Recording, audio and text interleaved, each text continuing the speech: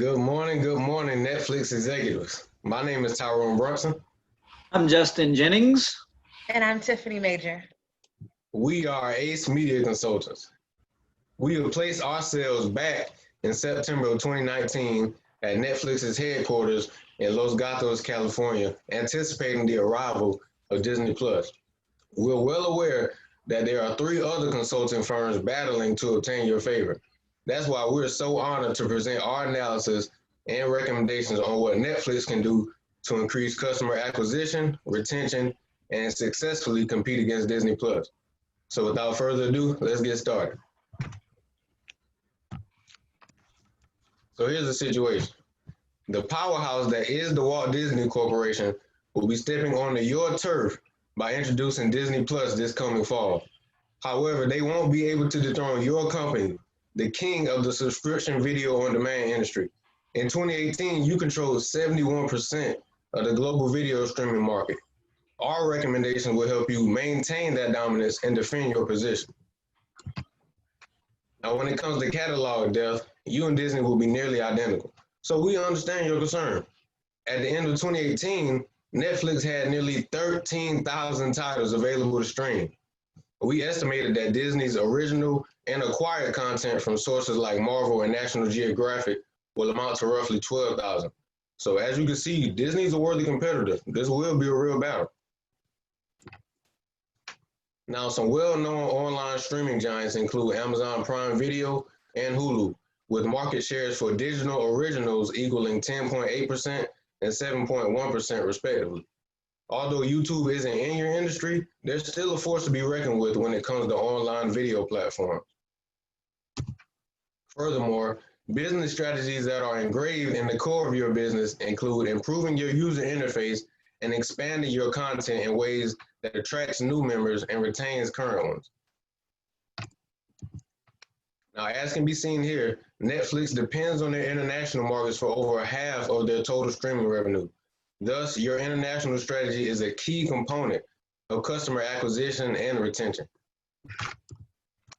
So to further analyze the company, we conducted the SWOT analysis. For the sake of time, we'll draw special attention to your strengths and opportunities. Netflix's main strengths include your dominance in the streaming market, strong analytics infrastructure, and efficient means of delivering original content. Opportunities you can leverage are the ever-increasing international markets, well-defined niche markets around the globe, and more. Disney, on the other hand, benefits from being a huge, diverse company with an immense supply of startup capital. However, they have weaknesses ranging from being a streaming service newbie to having a lack of customer analytics to go by.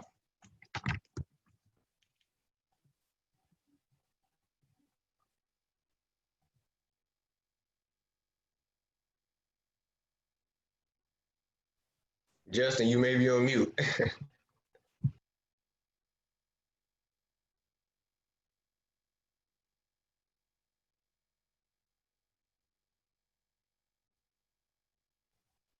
Justin, are you there? Are you on mute? I'm gonna pause the timer. It looks like we may have lost Justin.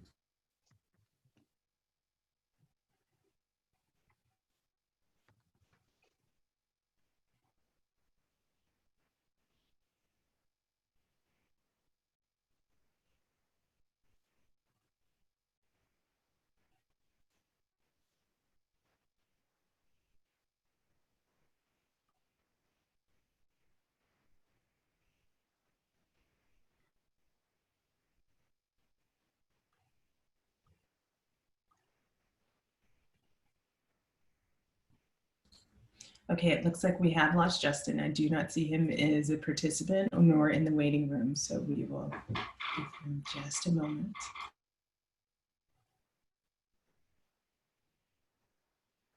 Am I allowed to try to contact him to see what happened? Certainly, if you want to, yes. Oh, he's in the waiting room. Let's just admit him.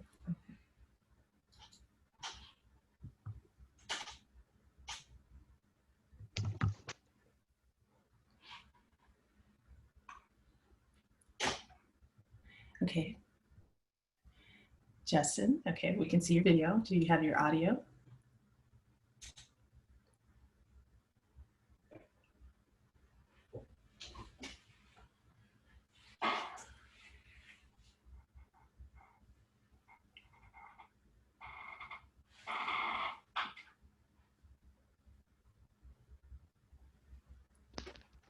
Okay, perfect. Justin, we can hear you. Sorry. I'm hard connected to the internet. I don't know what happened. I'm so sorry.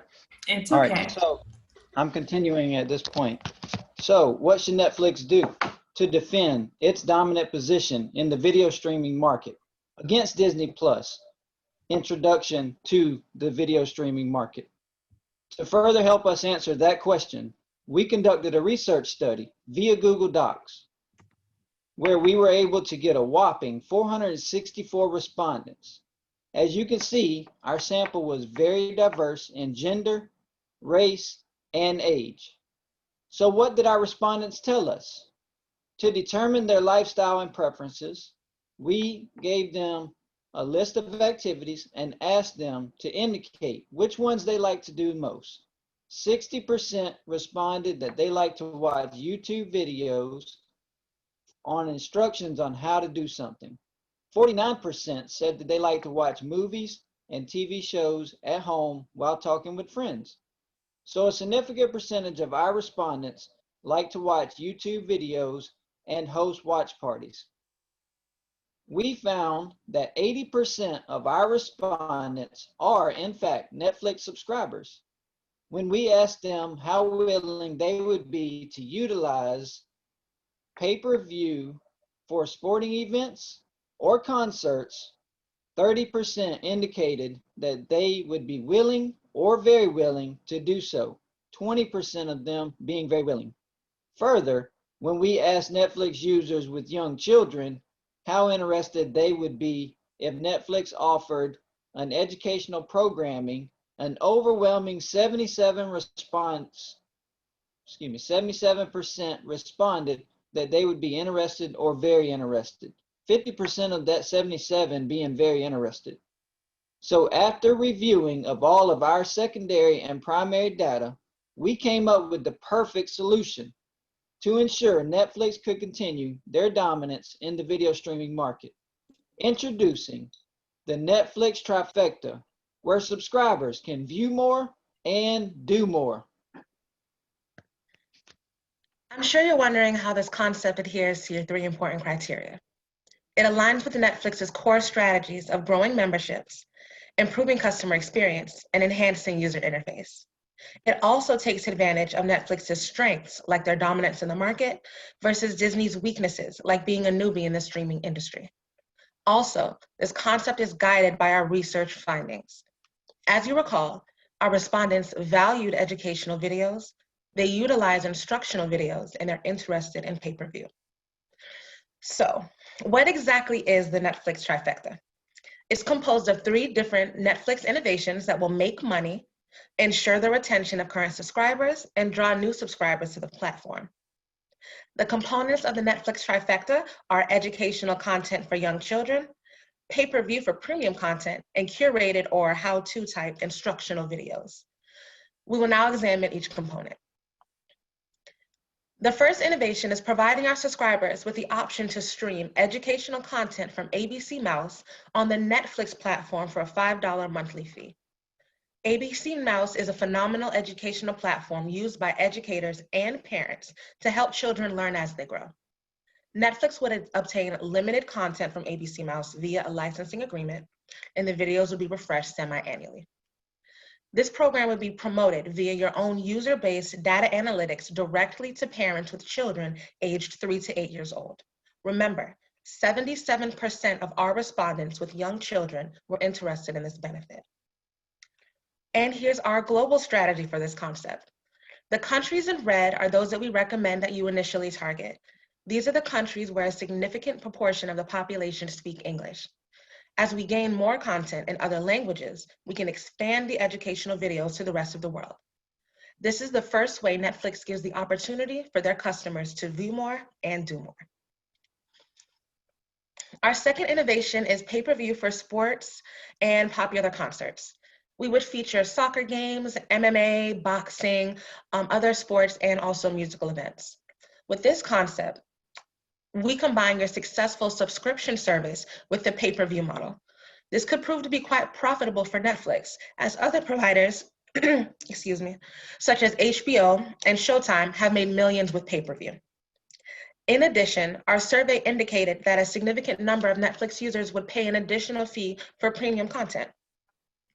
For our global strategy, we recommend targeting pay-per-view to all Netflix subscribers worldwide. Soccer and MMA are hugely popular internationally, and American culture is revered around the world. Also, sports, especially football, have a large and loyal fan base. This creates a fantastic opportunity for Netflix subscribers to, again, view more and do more. The third arm of the Netflix Trifecta is an upscale, curated version of YouTube. We recommend that you offer instructional videos detailing how to do certain things. For example, Goodyear could show viewers how to change a tire, or Miracle-Gro could teach viewers how to repot their houseplants. There would be one video per task that's developed by a company in that industry. The companies would pay Netflix to host the videos as a form of promotion, getting their name and products out to millions of subscribers. There would not be any advertising, just sponsored content. And this would also be made available to Netflix subscribers at no cost. You could begin with 100 videos and add to the library over time. The instructional videos would be featured on the Netflix platform with a search option for easy access. So this strategy brings YouTube users a Netflix alternative, and it serves as a retention strategy for current Netflix users. 59% of our survey respondents said that they visit YouTube for instructions on how to do things. This way, they get free video instructions from the experts via Netflix without having to sift through a lot of junk or deal with annoying advertisements. The global strategy for instructional videos would initially target subscribers in English-speaking countries and expand to other parts of the world as internationally based companies produce content in different languages for different cultures. This is another perfect opportunity for your subscribers to view more and do more. So that's it. That's the Netflix trifecta. Educational videos for children, pay-per-view for premium content, and instructional videos.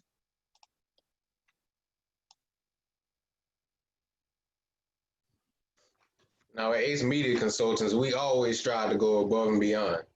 Therefore, we have additional enhancements and retention strategies that were supported by our survey respondent pool.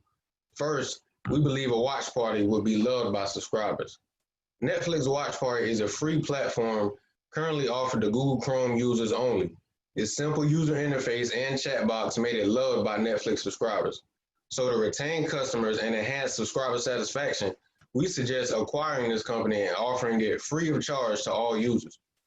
In addition to your standard interface, you should include a minimalist option for subscribers who may feel overwhelmed with the amount of words and/or features across your user interface. Next, a respondent was fond of you surveying subscribers from time to time. Another respondent suggests you increase the visibility of your customer service, making it one click away on all screens for subscribers who prefer this. Then, you should have larger font options. Lastly, many of our respondents wish that Netflix will re-feature popular content that's no longer on the platform. You could pull this off by showing the content for a limited time and having a fun theme like Throwback Thursday or Netflix's Hall of Fame.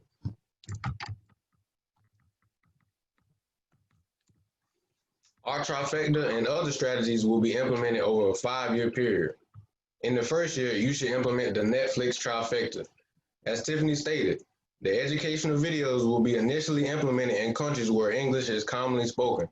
As you acquire that foreign language content, you should then expand to all of your markets. Along with providing pay-per-view in all countries in 2020, you should also add 100 instructional videos to your platform, followed by 100 additional videos each following year. These videos will also become available in foreign markets once you acquire that foreign language content. Finally, the watch party should be implemented in all of your markets in 2021. Now, a brilliant survey respondent suggested that Netflix license their older content, especially original movies, to cable carriers and channels such as BET or Aspire. This way, people with traditional and can even feel compelled to join your streaming platform. Now, for the Netflix trifecta to be accepted, it must be financially feasible and beneficial for Netflix. So let's take a look at our financial projections. For the educational videos concept, We assume that almost 90 million of your subscribers live in English-speaking countries. If only 675,000 of them opt into a Netflix educational subscription, costing a total of $60 per year, it would bring in over $37 million in revenue in year one. That $37 million is projected to increase by 5% per year as popularity grows. As you can see, we've estimated a net income for educational content to be over $48 million during a 5-year period. When it comes to Netflix pay-per-view, even if we estimate that only about 1% of your subscribers will utilize pay-per-view at an average of $55 per year for exclusive content, it will bring in revenues of $73.7 million in just year one. We grew our estimate at 2% per year and found that this idea will net over $90.9 million in 5 years. For the instructional video concept, we estimate revenues of $1 million per year. That's based on companies paying $10,000 to Netflix to host each of their instructional videos over a 5-year period. We'll contract for 100 new videos each year. Now, the sponsors of these videos will be responsible for producing, directing, and the overall creation of the instructional content, which will then be vetted by Netflix and made exclusive to Netflix viewers. We forecast that the Netflix Trifecta will be extremely profitable, bringing an ROI of 40% and a net income of $140.9 million over 5 years. Our forecasts are based on very conservative revenue estimates. These figures don't even account for the tremendous gain in new subscribers that our new initiatives will bring. We're confident that the Netflix Trifecta will disrupt the streaming industry and restructure the guardrails of growth by evolving with the internet and satisfying consumer demands.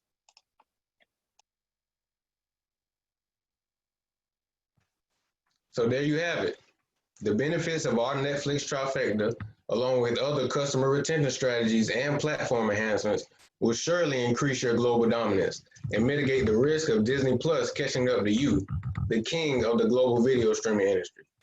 Oh, hold your horses, there's more.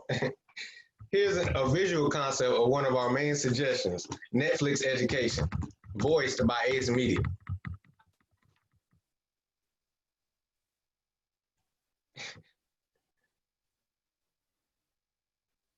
My students aren't getting this, what should I do? Following anything? I have no idea what's going on. Following this. I'm not following the information. My gosh. 4 by 8, that's 9, 10, 8. Okay. Netflix Education. I understand now. We're going to ace the quiz. Wow. Program is working. 20 minutes, guys. We got it, y'all. Do your best. Yay, we did it. We did it. Yay, we did it. Thank you, Netflix Education.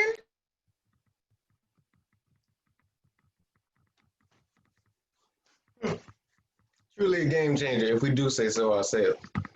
Let me put something into perspective. Think about the millions of dollars in revenue Netflix could potentially miss out on if you choose not to implement our concepts. Think about the millions of people around the world who may consider foregoing their Netflix subscription and joining a competitor's platform. Thankfully, we're here for you and can help you overcome these challenges. Our Trifecta will help keep Disney Plus and others off of your turf. Disney Plus won't be better than Netflix because we've suggested ways to increase your value proposition and customer lifetime value.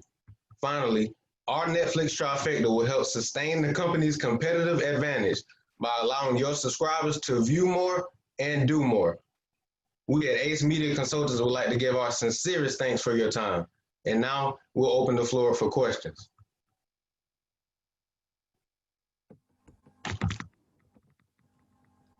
Okay, wonderful. So we'll have our judges show their videos, and give me just a second to start the timer, and then we can start.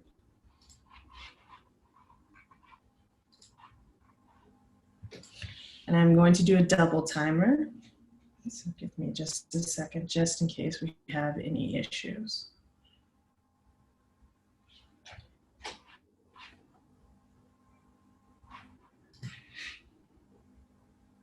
Okay. So we will start now. Thank you for the presentation. This is Judge Eric Lyons. My first question is specifically around your curated content of the Trifecta.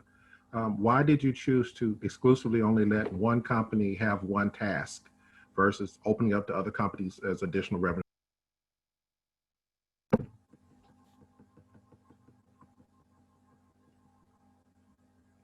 Did you hear the question?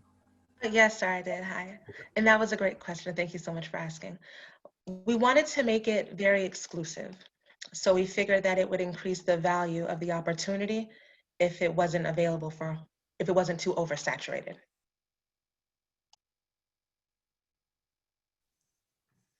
Hey, good morning. This is Craig Healy from Walmart. Very well done, and appreciate you guys taking the time. Obviously, put a lot of effort into the presentation.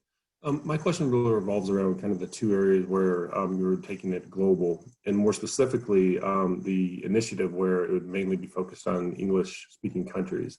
And just wanted to get your thoughts around why we would limit it to English-speaking countries initially and not provide it to all, and just so they would have access to it, which may then drive additional subscription revenue.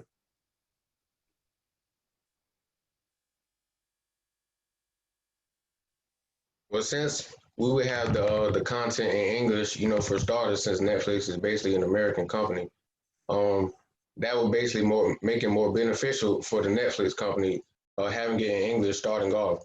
If you acquire the foreign language and implement it worldwide starting off, that'll take longer for you to roll out this implementation, and that could result in people leaving your platform. So basically will make it, you know, quicker until you have enough people to have the foreign captioning or maybe even dubbing to have that foreign language education or instructional video in other foreign markets. Okay, thank you. Thank you. Hi, this is Uddin Khanna, and I love the energy you brought, especially the video at the end, driving the education service. Great job there. One question for you is, you use the tagline, view more, do more. Do you think this fits Netflix and what Netflix brings to the consumer? It sounds a little bit like Home Depot to me. We believe this slogan still applies to them. They'll be viewing more with the educational content, the instructional videos, and the pay-per-view, and they'll be doing more by actually engaging in the content, learning these educational concepts, and actually applying it in their lives. So to improve their livelihood and, you know, just result in the improvement of mankind overall. So we do believe this slogan is beneficial and applicable to Netflix. View more, do more.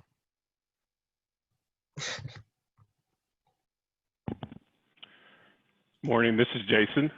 Appreciate the effort and the content. Really enjoyed your presentation. Just a question on the educational content. It looks like that the decision was to pursue some type of partnership with Abcmouse. What was the logic that the team put together in terms of that decision? Well, Abcmouse is already an established company. You know, they're known for educating children and helping parents basically make their kids more intelligent. So with that, we believe if they partner with them, it would already be a reputable company for Netflix to join with, and that would, I guess, give subscribers all the more reason to, you know, try the content out and see if it'll benefit them, which we believe it will. And I believe Tiffany can speak more on this, but it will be beneficial. It'll be my pleasure to speak some more on this. Abcmouse is an already established company. They're a billion-dollar company. Their name, it rings bells. And they, like I said in the presentation, they're already known by educators, they're known by parents. And they have a lot of content. They have a lot of things that they provide in order to help the children learn. We decided to partner with them because they seem like they would be the most, I want to say, reliable, because I know a lot of times whenever you have companies that are doing educational type of content, they may not be as they may not be as solid with what they're doing. So I think ABC Mouse would be a solid company that Netflix could really stand by to provide the educational content on the Netflix platform. Got it. Thank you. Hey, good morning. When I think about this business model, one of the 800-pound gorilla in the middle of the room is Disney's exclusivity with respect to content that goes back decades. They have the Marvel series, they have all of the old Disney movies, and so they have a major following as it relates to the big screen. And what that does is it allows people to have familiarity, which is going to drive people coming over to their streaming service. As a part of your strategy, have you ever thought that in addition to doing our so-called private content that Netflix currently does, have you ever thought about whether or not we strategically should be positioning ourselves to actually make movies to create visibility and brand on the big screen? Well, we definitely think Netflix should continue producing original series and movies. And touching on the point about their exclusive catalog that dates years back, just like we touched on earlier in the presentation, Netflix still outweighs them in terms of available titles. And we believe with the Disney platform, once that nostalgia wears off, we think their subscriber number, it may drop off or just stagnate, because once they see those old movies, they'll enjoy it for the time being, but you don't want to, keep seeing the same older movies you're already familiar with over and over.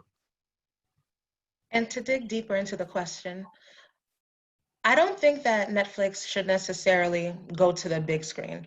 From your question, I believe you were asking if it would be a good idea for Netflix to have like feature films at a movie theater or drive-in. Yes. Is that correct? That is correct. Oh.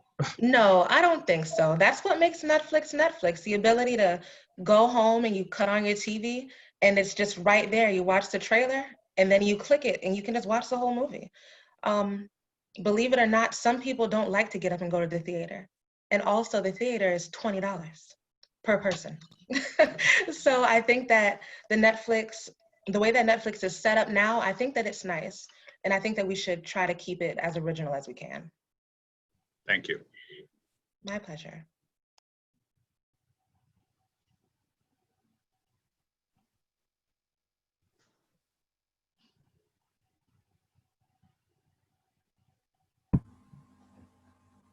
I don't have any other questions. Anybody else? Yeah, this is Craig. Just had one other question going back to the question earlier around the ABC Mouse. If I understood the revenue projections, would the subscribers to Netflix be paying an additional amount for the education content in addition to what they're already paying for the monthly subscription? And if so, then my question really revolves around what is the incentive to in terms of what they're paying for that versus what a normal subscription online would be for ABC Mouse? Well, they would be saving money overall, and it wouldn't apply to every single Netflix user. It would only apply to those who actually subscribe to that educational content. As Tiffany stated, it would only be an additional $5 a month. And you have to think about the benefit that comes with educating the children. There are leaders of tomorrow. So if they grow up in the best environment possible, having convenient education at home and at school, that'll benefit everyone, especially in the long run. And to piggyback off of that answer, yes, it would be an extra $5 monthly subscription. I believe you were asking what would make a person get it through Netflix instead of getting it through the ABC Mouse platform. Right. So whenever you go through the ABC Mouse platform, it's like, I think it's like $10. They send home like packets and boxes for you to do interactive things with your children. However, with the Netflix alternative, it wouldn't be all of that. It would just be a simple $5. You get the limited content, you watch it, and then that's that. I know it doesn't seem like it would be beneficial for the subscriber to just get that limited content, but everybody doesn't want everything. Some people aren't interested in, and also may not have the time to sit down with their children and open up a box, and now we're all reading books together, and it's a good time. Some people would just like to know that they can put their child on a television or a tablet or a cell phone and have them watching ABC Mouse and have them, and like, I'm sorry, excuse me, and know that they're watching something safe and that they're actually learning. Okay, thank you. And that's our time. Thank you, students, for presenting. You can stop sharing your screen, and we would ask everyone with the team to please remove themselves and exit the meeting. Okay, thank you. Thank you all so much for the opportunity.